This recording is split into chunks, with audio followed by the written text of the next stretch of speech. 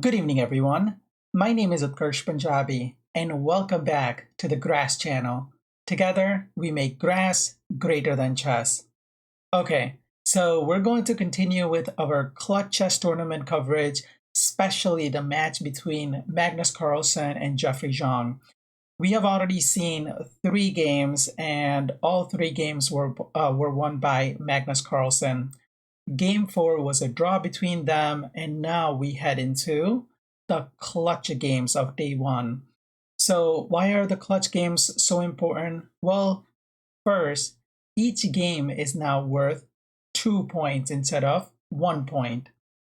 Also, if you win your clutch games on day 1, you get an additional $2,000 per game. On top of that, after game 12, after you have played 12 games, if the score is tied between you and your opponent, the individual who has won more clutch games gets to go to the semifinals. So there's a lot at stake here.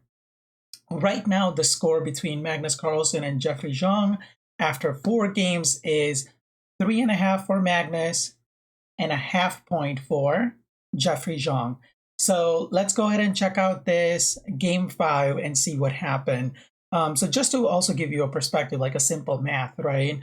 If Jeffery manages to win both games, he will end up with 4.5 points to Magnus's 3.5 points, even though it is Magnus who would have won 3 games, lost 2 games, and drawn 1 game. So I know mathematically it's not fair. Each game is a game in itself, but this is the new concept proposed by St. Louis Chess Club. And personally, as a viewer, I absolutely love it. So let's go ahead and check out the game 5. It is Magnus who has the white pieces, and Jeffery, the 19-year-old chess prodigy from Plano, Texas, USA, has the black pieces. Magnus opens with knight to f3. We have the Reti opening on the board, and Jeffery responds with the Sicilian invitation of the Reti opening with c5. With e4, we do indeed transition into the Sicilian defense, and Jeffery responds with e6, the French variation. We have d4, c captures on d4, knight captures on d4, and now a6. So a6 is kind of a prophylactic move because usually the continuation is knight comes to c3, and now both knights are eyeing the b5 pawn. So slightly a prophylactic move, but Magnus does not go for either knight to c3 or bishop to d3, which are the known usual continuous moves. Instead, he goes with an aggressive move like c4. After c4, we have knight to f6, knight to c3, queen to c7, a3, protecting the b4 square, and now b6. We have bishop to e2, getting ready to castle, bishop to b7, developing this bishop on beautiful long diagonal, and Magnus closes that diagonal. So right now, for the time being, this bishop is just staring at a brick wall. But on the other hand, f3, especially in the opening theory, is one of those moves that is kind of frowned upon because you're making a lot of squares weaker around your king. But okay, he is the world champion after all, and he's a world champion for a reason. So after f3, you get bishop to e7, getting ready to castle as well, bishop to e3, and we have castles from both players. And now Jeffery responds with d6. Honestly, in this position, even though of course Jeffery is getting ready to bring the knight to d2 and complete the development, in this game, I at least do like, just looking at the board and analyzing from the opening moves, I do like White's position slightly better. However, it is absolutely not clear how you are ever going to break up this chain, especially once you get the knight here, and you just have a lot of control through your pawns, your queen, your rooks will enter the game, and it is not an easy position. So after d6, we have rook to c1, a very principled move, getting your rook on the same file as your opponent's queen. And now knight b to d7. And finally, we have the development stage absolutely complete. Just note that this is not a new position. This is an opening theory that's absolutely been known for a while. This has been played by Ali Reza Firouzja twice in 2019. Teimour Rajabov had the same exact position against Kamsky in 2008. And most recently, Sergei Karyakin, the Minister of Defense, had this position in February 2020, just a few months ago. So this is absolutely a known theory from both Magnus Carlsen and Jeffery Xiong's perspective. We have b4 and rook f to c8. Rook f to c8, even though it's not a new move, the usual continuation is bringing this rook to the c file, and then depending on how the game unfolds, you can decide whether you want to bring this rook to the e file or the d file, or even in some lines you can get your king to the h file and expand on the g file, especially towards the end games. But okay, Jeffery goes for rook f to c8. We have king to h1. Now that you have already pushed f3, you want your king to get out of this diagonal. So a beautiful move by Magnus. We have queen to d8 and knight to b3. So this exact position has been reached before, and in that game, the move that was played was knight to a4. However, Magnus plays knight to b3, and it is already, as of move 15, we have a completely new game. So let's go ahead and check out what both Magnus Carlsen and the young chess prodigy had prepared for us. So after knight to b3, you get knight to e5, just centralizing the knight on a beautiful central square, and knight to a4. You have knight f to d7, queen to d4, and now you're piling up on the b6 pawn. Even though there is no immediate danger, there's nothing that's lurking in the position, but just something to keep an eye out, especially once your opponent has brought out the queen at the center of the board. And indeed, Jeffery decides to push the pawn now. So you get b5 and knight to a5. Knight to a5 is such an interesting move. Well, first of all, your knight is hanging and you're attacking the bishop. And why are you attacking the bishop? Well, your continuous is going to be attacking the queen with a tempo. So a beautiful counterplay. In this position, you could have certainly gone for c captures on b5, a captures on b5, rook captures on c8, queen captures on c8, and bishop captures on b5. So your knight was attacked, your knight was attacked, and now you're just defending your knight. So this variation basically ends with your light square bishops getting exchanged. You do end up losing your knight. However, you get beautiful pass pawns on both A file and B file. And these pawns are extremely, extremely strong. So it's a really complicated theoretical game, but for a knight, you genuinely enjoy two very strong pass pawns. All right, so back to our game. After b5, Magnus went for knight to a5. And of course, you don't want to capture the knight here, right? Because as we have already said, knight captures on b7 will come with a tempo on your queen. So not the ideal way you want to go about capturing the knight. Instead, you get a beautiful move from Jeffery now, knight to c6. So let's appreciate this position for a second. This knight is hanging, this bishop is hanging, this pawn is hanging, this pawn is hanging, once the c file gets cleared, both rooks are hanging, and on top of that, this bishop will have something to say about this diagonal. So what a complicated, beautiful position, especially in a rapid game. All right, so after knight to c6, you get knight captures on c6. Also, I hope none of you were thinking about capturing on b7. So I hope you weren't thinking about capturing this bishop, because I'm sure, I'm sure you all saw it. Your queen was hanging in this position.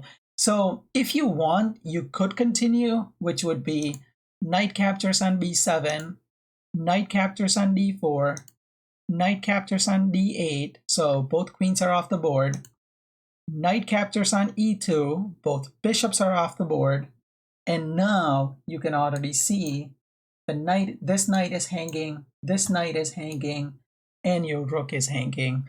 So the only good continuation in this position would be rook to c2, bishop captures on d8, knight back to b2, and essentially this line ends up with, of course you're going to lose your knight, however, this line ends up with black being up a pawn, but that's not the most important thing. Black will have very, very powerful rooks. On top of that, this knight is essentially never entering the game again. If it does, you're going to have to waste at least 2 to 3 tempi on that knight. So black would genuinely go into this endgame. So not something you want to play. So indeed, after knight to c6, the great Magnus Carlsen had the right idea with knight captures on c6. You get bishop captures on c6, still keeping the double pressure on the knight on a4. But now you get c captures on b5, bishop captures on b5. Also, here, if you wanted to, if Magnus wanted to, he could have brought his knight back. So say knight to c3, you get b captures on c4, queen captures on c4. Of course, you don't have any nasty discoveries here, so you're okay to capture with your queen. And let's say if you get bishop captures on e4, you can just capture with your queen. However, there is a beautiful trick here for black. You get bishop to f6, attacking the knight, and now once the bishop goes back, say bishop to b7, you'll have double attackers onto your knight. So the continuation would be queen to d3, protecting the knight, getting out of the pin, knight to e5, attacking the queen, and queen to d2. So of course you don't want to go into a passive position practically after 20 moves. So indeed, after bishop captures on c6, Magnus goes for the best continuation, which is c captures on b5. You get bishop captures on b5 and rook captures on c8, getting the rooks off the board. And I hope none of you are thinking about capturing with your queen, because you'll get rook f to c1, and this will be a tremendous tempi for white. And of course, white will enjoy the c file all by himself. So after rook captures on c8, you get rook captures on c8. You have queen to d1. This is very interesting because it is Magnus who's keeping the position slightly more complicated, right? Because if you want, after rook captures on c8, you can certainly go for a simpler line, such as bishop captures on b5, a captures on b5, knight to b2, the only good square available, and now rook to c2. Rook to c2 is very uncomfortable. So let's say once you play knight to d1, you are indeed going into a very passive position. However, Magnus is indeed one of the best defenders this game has ever seen, especially in the modern era. Historically, you could argue for a lot of other guys, but in the modern era, it would most certainly be Magnus Carlsen, especially say post 2009. So it is very interesting that Magnus decided to bring the queen back, still keep an eye on the knight that's currently sitting on a4, and he's just trying to hold everything together because he does not want to actively go into a passive position, active passive. Okay, so after queen to d1, again, the best move, the correct positional move would have been bishop to f6, just stopping and romping on this diagonal. This knight cannot come to c3, cannot come to b2, cannot go to c5, and of course cannot go to b6. Well, I mean, you could, but okay. You would lose a piece. So this would have been the correct idea. However, Jeffery goes for another counterplay. You have queen to c7, bishop to d4, and again, as we have already said, beautiful positional understanding from the world champion. Here, this is also another time that you may ask, well, you have already simplified the position. Why don't you just bring your knight back? You most certainly could. However, now after you bring the knight back, you don't even have to play bishop to f6. You get queen to c3. You're attacking the pawn, you're attacking the bishop, and you're attacking the knight. So this is an extremely, extremely complex position, especially for a rapid game. So the move that the world champion would have had to find is a4, attacking black's bishop. So you get queen captures on e3, a captures on b5, a captures on b5, and bishop captures on b5. Here the game would continue, but like we have already said, white is in a lot of trouble because of the passive position. So instead, Magnus decides to go for bishop to d4 and says, okay, you know what? I'll try to dominate this diagonal for the time being. And queen to c2. So remember when I said Jeffery had a different idea in his mind? Well, the idea that he had in his mind was queen to c7 to c2. Jeffery is basically arguing that, look, man, I get it. You're the world champion. You have been the world champion since 2013. But this game, I can already see I have such a positional advantage, and I'm going to force you to go into an end game with a worse position. And indeed, that is exactly what happens. So there's a 19-year-old boy is bullying the world champion, at least for this game. And much props to him, right? Because just imagine being a player that is currently ranked the worst in the tournament out of 8 players. You're going up against the world champion. You're spotting him 150 ELO points. You lost game 1. You missed out on a few ideas. Game 2 was just an end game clinic. He just basically taught you the textbook end game. Game 3 was a whooping, right? Magnus Carlsen just went full Fischer-esque mode, just a full Alpha Zeta mode.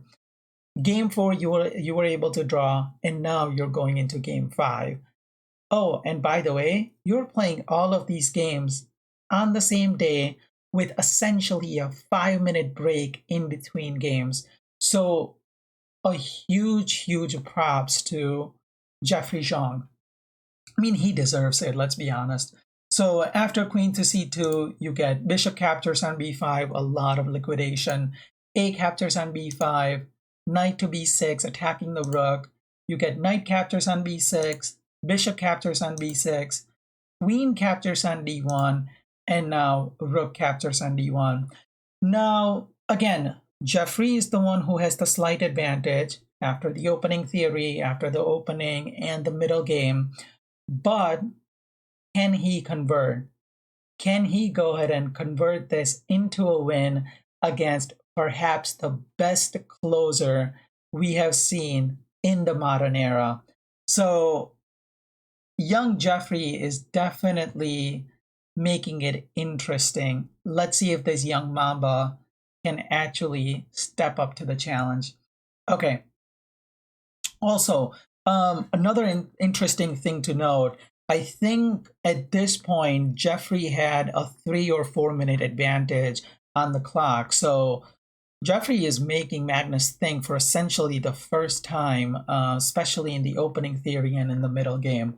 So after rook captures on d1, beautiful move by Jeffery. Rook to c3, going after the a3 pawn now. And this is where Magnus blunders the game. Well, I shouldn't say blunders, but Magnus miscalculates in such a huge way, and he plays rook to a1. So please feel free to pause the video and find the best continuation for the 19-year-old chess prodigy from Plano, Texas, USA.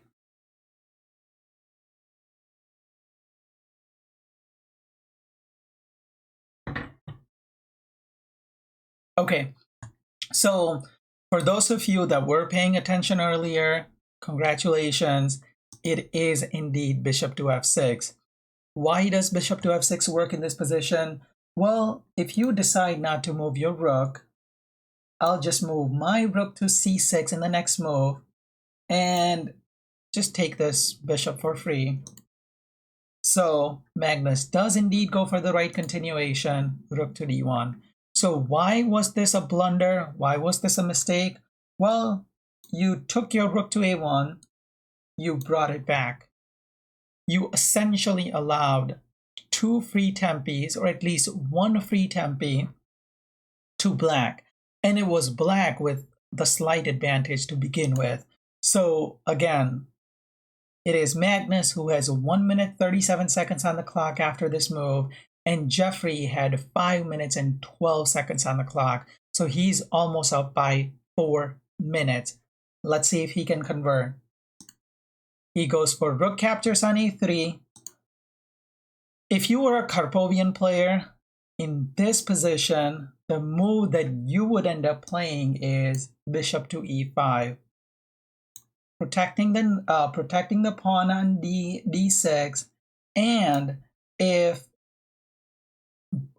white decides that, hey, I really need to start getting my king into the game, and especially if he tries to go away with his rook, you can just go ahead and capture the bishop on h2. So this would have been such a positional advantage, just shutting everything off.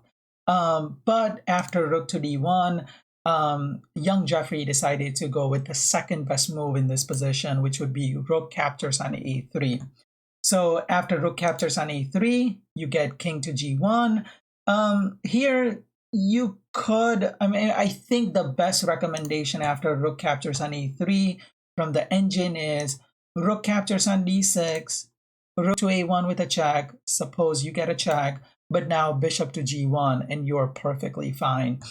I think the reason why engine likes this position is because A, you are not sacrificing the pawn on h2, and your rook is more active, and of course black will have to somehow get back into the game either through a4 or go to the c file and bring the rook that way. So that's why engine really likes the continuation to be rook captures on d6. Okay, but Magnus played king to g1, trying to activate his king and get some sort of counterplay. After king to g1, we have rook to a6, going after the bishop, bishop to c7, and now bishop to e5. So you do end up in a position where you get this bishop to e5 without losing the pawn on d6. However, it would have been better if you had started the other way rather than ending up that way. But okay, whatever. Permutation versus combination, I suppose. Combinatorics. Okay, so after bishop to e5, we have rook to c1, and Jeffery absolutely tried to blunder this game with king to f8. Though I should say it's probably not a blunder. The difference in this, the reason why I could call it a blunder, or one could call it a blunder, is because think of it this way. you were supposed to completely dominate this position and have a dominant win.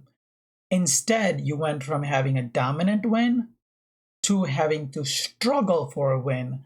So the change in the likelihood, the change in the probabilistic outcome is what makes this a blunder. So what should have been the right continuation? Rook to a4, going after the pawn, and also keeping control of the a file until you are the one who starts controlling, opening up the position on the king side. So unfortunately, after king to f8, Magnus does play the right move and goes for bishop to a5. So again, Jeffery should still win this game. However, it's going to be a struggling win, not a dominant win. So let's see if that happens. So after bishop to a5, you get d5. I mean, let's be honest here. There's so many good moves, right? That you can push h pawn, you can push g pawn, you can push f pawn, but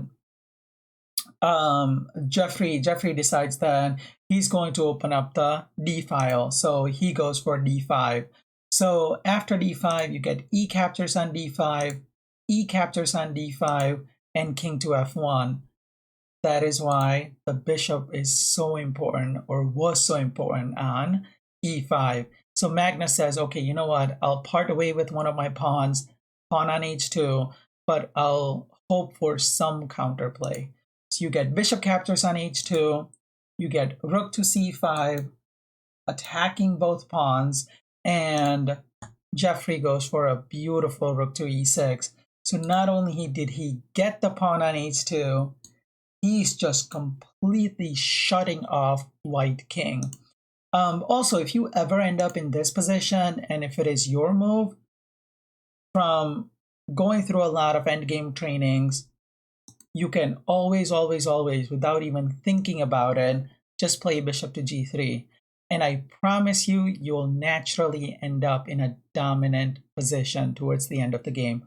Why is that the case? Well, you have 3-2 majority on the king side, and not only can this pawn not move, this pawn cannot move either. And on top of that, you're just restricting any access to f2 and h2 squares, through f2 and h2 squares from the king's perspective. So again, if you ever end up in a similar position like this, and if you don't know what the right continuation for you should be, just play bishop to g3, or bishop to g7, or say bishop to c7, so forth, so on, right? Bishop to c3. Okay, so just an endgame tip for you. So Jeffery went with rook to e6, a far more active idea, equally good idea, and we have g4. After g4, you get d4, rook captures on b5, d3, rook to d5, and please feel free to find the only continuation that still allows black to hold the advantage. And this is not an easy move to find.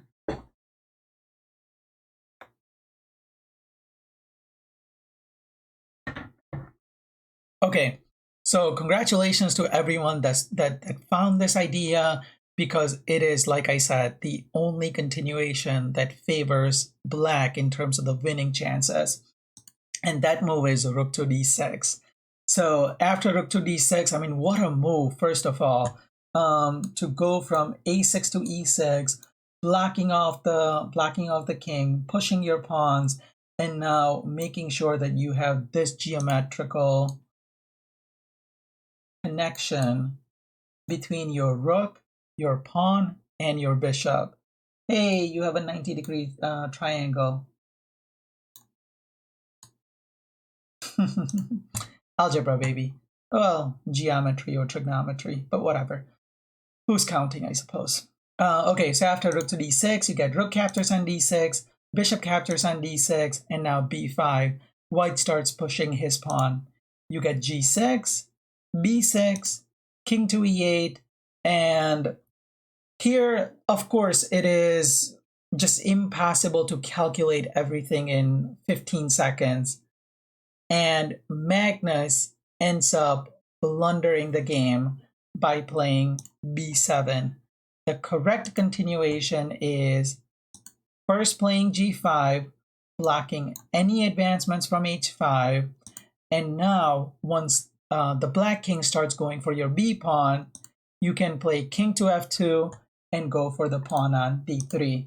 Again, are you still losing the game? Sure. It's just that your opponent, by playing b7, your opponent doesn't have to struggle as much.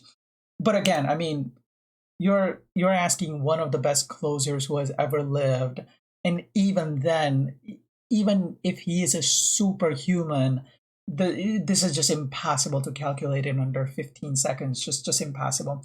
So he goes for the human idea, superhuman idea, which is b7, and now you get king to d7, bishop to b4, bishop to b8, just blocking any advancement, king to f2, and just note that the sort of time pressure that Magnus was under, Magnus played king to f2 with 3 seconds left on the clock. And again, this is just so hard to find.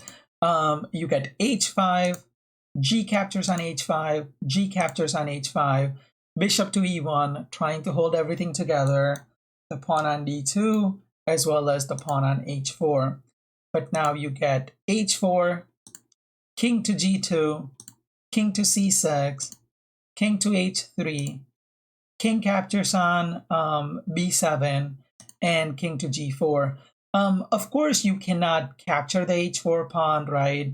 Because let's say after king captures on b7, if you decide to capture, well, you can already see it. If you decide to capture the pawn, king captures on h4, you get bishop to f4, king to g4, attacking the bishop, but now you get d2, bishop captures on d2, bishop captures on d2, and this is a completely winning game for Jeffery. So instead, after king captures on b7, he went king to g4, and as soon as Jeffery played bishop to g3, it was on move 50 that El Magneto resigned the game. Magnus's revenge tour falls short of the perfect ending. So it is just amazing, amazing to see. Like I said, after you lose 3 games to start out the match, you draw the 4th game, and somehow, even with like 5-minute breaks between the games, you manage to win the the clutch game, game 5, against the reigning world champion. So game 6 ended up being a draw, and let's see what the results were after day 1. So after day 1, like we said, game 5 was worth 2 points. The draw in game 6 was worth 1 point. So even though Magnus won 3 games, drew 2 games, and Jeffery won 1 game, drew 2 games, the point difference between the two is only by a point. So Magnus has 4.5 points, Jeffery has 3.5 points, and if that weren't enough, Jeffery also went home with the additional $2,000 by winning game 5. So please stay tuned, and let's see what happens tomorrow, Monday, when they return on day 3 for games 7 through 12, as I'm pretty sure it's going to be an amazing, amazing match. So that's all the time we have for today. Thank you very much. And as I always say, please help us grow this channel. Please help us support through simply your likes, your subscription, subscribe to the channel if you haven't, and share the video with as many people as possible. Thank you very much. Have a good night.